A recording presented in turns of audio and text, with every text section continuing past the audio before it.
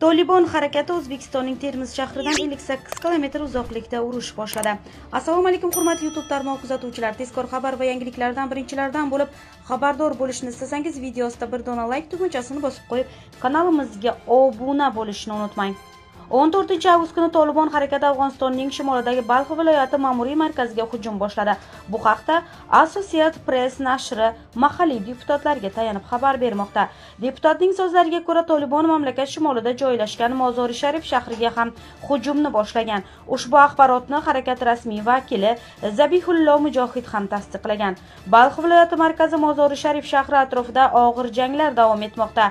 Islom Amirligining Afg'onistonning Tolibon hukmronligi davridagi nomi muhojirlari shaharning har tarafidan dushman nishonlariga qarshi aniq va tezkor operatsiyalarni boshladi. Yangi ma'lumotlarga ko'ra, dushman zarar ko'rdi va mujohidlar oldinga siljishmoqda. Batafsil keyinroq deya qayd etgan Tolibon vakili Twitter sahifasida.